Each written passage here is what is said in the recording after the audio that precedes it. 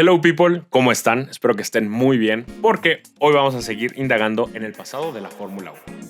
En el último video hablamos de la historia de Haas. Es un equipo que yo quiero mucho, es muy querido en el mundo, pero es curioso porque no es un equipo que le vaya súper bien. De hecho, le va mal. Motivo de esto tuvieron que, tristemente, despedir a Günther Steiner como director del equipo. Pero aún así es un equipo muy querido.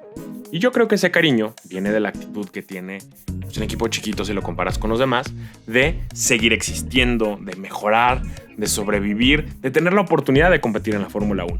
Y yo creo que estas características las comparte con el equipo del que vamos a hablar el día de hoy. El día de hoy vamos a hablar de la historia de Alfa Romeo en la Fórmula 1. Y hablar de la historia de Alfa Romeo es hablar de la historia de Sauber. Quien ya lleva mucho tiempo siguiendo el deporte, seguramente sabe qué implica el nombre Sauber en el deporte. Sabe de dónde viene, sabe qué acciones tomó y sabe el legado que deja para el deporte. Pero es probable que si no llevas mucho tiempo siguiendo el deporte, como yo, estés perdiendo detalles muy valiosos. Y bueno, aquí yo les comparto lo que encontré, lo que aprendí. Si ustedes conocen más cosas de las que les voy a decir, por favor, déjenme en los comentarios. A mí me encanta leer, me encanta seguir aprendiendo. Y ustedes saben que yo aprendo de ustedes y todos vamos aprendiendo, ¿no? Volvamos a Sauber. Peter Sauber era un joven electricista en Suiza, listo para tomar el negocio de sus papás. ¿Cuál era el negocio de sus papás? Básicamente, semáforos. De hecho, el automovilismo se dice que ni siquiera formaba una parte relevante en la vida de Sauber. Se dice que fue un amigo el que lo invitó a modificar su bochito. Peter Sauber tenía un bochito, había algunos eventos de competencias de coches, no muchos, ahorita les digo por qué, pero su amigo le dice, modifícalo y compite a ver qué tal te va. Sauber modifica su bochito, participa en unos eventos de ascenso de colinas, que yo no sabía que existían, pero pues, al parecer existían y le fue muy bien. Y resultado de este éxito, Sauber, en 1970, en Hinwils, Suiza, decide fundar la compañía Sauber. Antes de seguir hablando de qué pasa con la compañía, les voy a dar un poquito de contexto de la situación en la que nace, porque la situación es todo menos normal. En 1970 ya llevaban 25 años una prohibición de carreras de coches en el país. Esta prohibición, tristemente, se dio a raíz de la tragedia de Le Mans de 1955. Pueden buscar en Google para aprender un poco más de ella, pero en resumen fue un accidente, resultado de una maniobra de último momento, donde coches chocan, partes del coche salen volando, hay bajas por parte de los pilotos, hay muchas bajas por parte del público y es una tragedia que deja en shock a todo el mundo.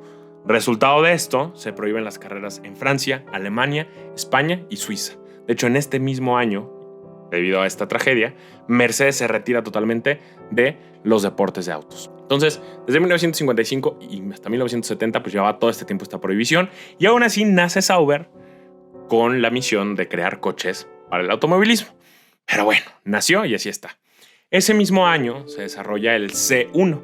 C sería la letra que utilizaría Sauber para nombrar sus desarrollos de coche y viene en honor al nombre de su esposa, Christine.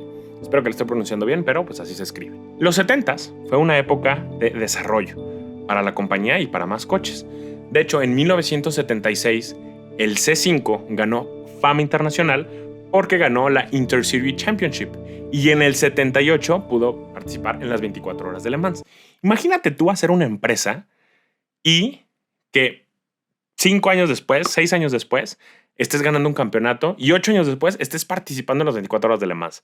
Para mí sería una cosa increíble. Los 80s implicaron otra buena etapa para Sauber, porque una empresa de materiales compuestos le encargó a Sauber desarrollar un coche que entrara en el Group C del World Sports Car Championship.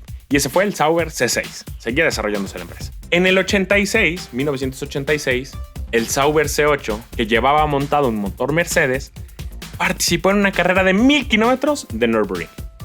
Y esa carrera la ganó. Esta victoria, por supuesto, que fue una sorpresa muy buena para todos y animó a Mercedes a volver al deporte desde su retiro en 1955. Como referencia, esta alianza entre Sauber y Mercedes surge 18 años después, más o menos, de la fundación de Sauber. Pues en promedio actualmente las empresas no duran más de 20 años. Pero pues estaba claro que Sauber no era una empresa promedio y lo seguía demostrando. Apenas iniciaba su alianza en 1988 y en el 89 ya estaban ganando el campeonato de pilotos y de constructores del World Sports Car Championship. Y aunado a esto se llevaron las 24 horas de Le Mans. O sea, una alianza que estaba dando frutos desde el primer momento. Para 1990, Sauber iniciaba ya un programa de desarrollo de pilotos, un programa de pilotos junior.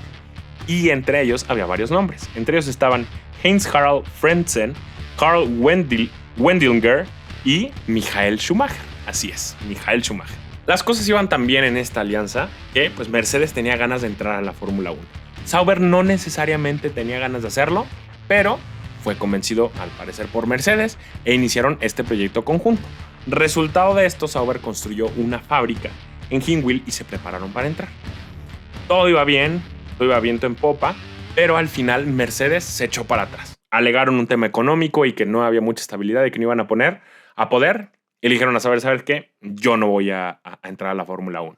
Entonces, Peter Sauber tenía una decisión en sus manos. Dejaba el proyecto y volvía para mejorar los coches de Mercedes, o se aventaba él solito sin el respaldo de un gran constructor para la Fórmula 1. ¿Cuál fue la decisión que tomó? Pues para enero de 1992, Peter Sauber decidió aumentarse al mundo de la Fórmula 1 él solito. Él decía, quitarle el deporte motor a este equipo es como quitarle una pelota de fútbol a un equipo de soccer, y empezó su camino en la Fórmula 1 sin el respaldo de un gran constructor. En 1993, Sauber debutó en la Fórmula 1, obviamente en 92 tomó la decisión, tomaron todo este año para prepararse, y en el 93 debutaron con el C12. Tenía un motor Ilmor y había 70 personas trabajando en el equipo. Como referencia, actualmente hay entre 300 y 1,200 personas involucradas directamente en el funcionamiento de un equipo de la Fórmula 1. Entonces, vemos que desde el principio, arrancando, no con las óptimas condiciones, pero con mucha garra. Aún así, y con todas estas condiciones en su contra, debutaron y consiguieron una P5 en su debut. Y todo ese año de debut fue muy bueno para ellos. Empezaron a superar a muchos equipos con presupuestos muchos más gordos de lo que ellos tenían, y esto empezó a llamar la atención. Para 1995, aún así, Mercedes dejó de lado a Sauber e inició un camino con McLaren. Y el futuro de Sauber en la Fórmula 1 estaba en peligro, ¿no? No se sabe qué iba a hacer. Aún así, Sauber logró hacer alianzas muy buenas con Ford, con Red Bull y con Petronas en los siguientes años para poder asegurar el futuro del equipo. De hecho, es muy curioso porque fue Sauber el equipo donde se lució por primera vez el patrocinio de Red Bull. Y Petronas, pues ahorita patrocina a Mercedes, es decir, nada que ver las mezclas de marcas como estaban en ese momento a como están ahorita. El acuerdo con Ford duró un par de años y a partir de 1997 y hasta 2005 tuvieron una relación con Ferrari que les suministrara motores. Si ustedes conocen de Alfa Romeo y del pasado de Alfa Romeo, saben que la relación con Ferrari era muy buena. Pues ¿de dónde surge? Pues desde 1997 y duró hasta 2005. En esta etapa cosecharon varios éxitos. En 2001, por ejemplo, consiguieron el 4º lugar en el campeonato de constructores de la mano de Kimi Räikkönen. Y de hecho, dato curioso, el que Sauber decidiera darle un asiento a Räikkönen iba en contra de los deseos de Red Bull. Y esta decisión de Sauber de darle un asiento a Räikkönen fue la causa de que Red Bull rompiera con Sauber y creara su propio equipo. Ya lo veremos en la historia de Red Bull. Para 2005 se habían juntado varios factores, ¿no? Sauber había tenido buen desempeño, estaba creciendo, le había invertido al desarrollo del equipo y llamó la atención de un socio potencial. Ese socio potencial era BMW.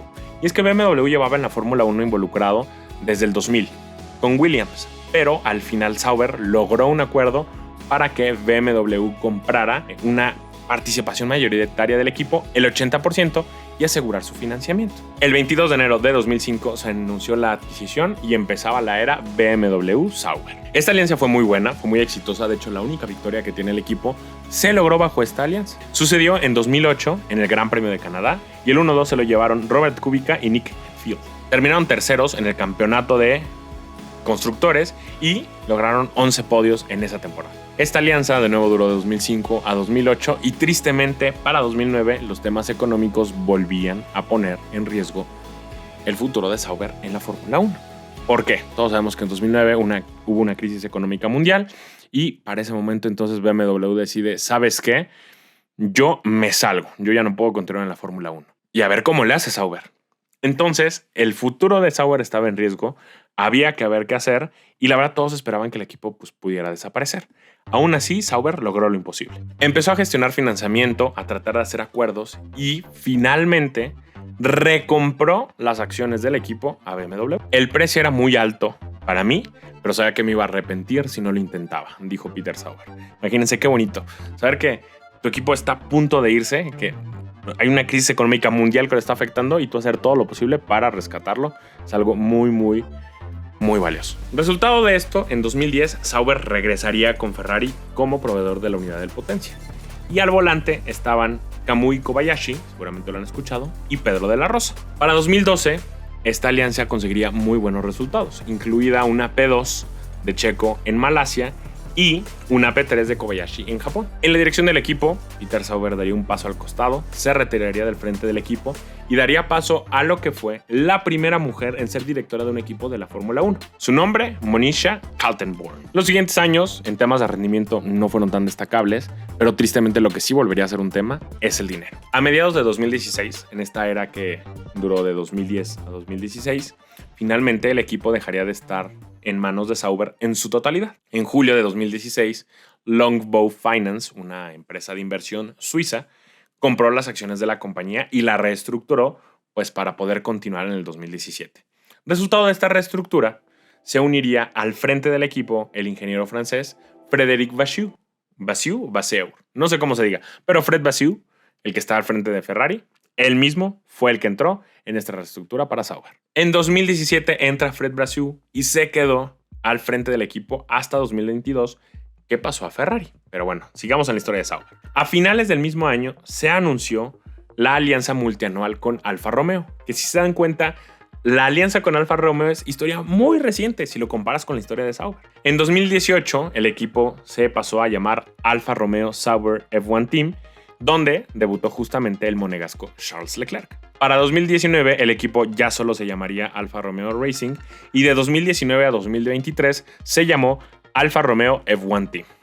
En 2019, de hecho, el equipo también vio el regreso de Kimi Raikkonen en el C38. ¿Se acuerdan desde cuándo empezamos con el C1? Pues ya, en el C38. Y posteriormente, para 2022, llegaría el chino Zhou Guanyu. Sabemos que para 2024 Alfa Romeo ya no va a estar más involucrado en la Fórmula 1. La compañía Stake ahora va a tomar un protagonismo más grande dentro del equipo de cara a la incorporación de Audi en 2026, que justamente va a entrar en alianza con este equipo que tiene sus inicios en Sauber. Y eso es prácticamente todo. Para mí fue muy interesante, obviamente, el investigar de esta historia, ¿no? Observar cómo la ambición de una persona, sumada a los esfuerzos de muchas otras personas, siempre le dieron pila a este equipo para seguir. Y se organizó con Mercedes, y se organizó con BMW, y se organizó con Alfa Romeo y con Ferrari, y ahora se va a organizar con Audi.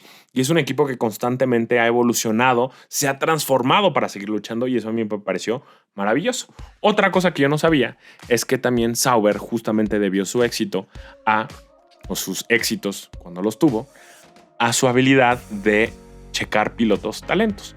Ya hablamos hasta el momento hablado de Raikkonen, ya hablamos de Leclerc y Checo, ¿no? Que también pasó por las filas. Pero Schumacher, les mencioné que también estuvo en el programa de pilotos junior. Por sus puestas también pasaron de alguna u otra manera Felipe Massa y Sebastian Vettel. Y la apuesta más reciente fue Zhou Guanyu, que de hecho la primera temporada en la que debutó se le consideró bastante buena y ahorita ya no ha destacado tantísimo, ¿no? Y eso es todo. Seguramente me estoy dejando de fuera muchos detalles. Por favor, si ustedes conocen más datos curiosos o más cosas de la historia de Alfa Romeo y de Sauber, déjenmelo en los comentarios. Me encanta leer, me encanta aprender y se los voy a agradecer bastante. Gracias por ver el video. Si llegaste hasta aquí y te gustó, dale like, compárteselo a alguien que crees que le pudiera gustar aprender sobre el deporte, aprender sobre la historia de la Fórmula 1 y nos vemos muy pronto con otro video. Gracias, people. Adiós.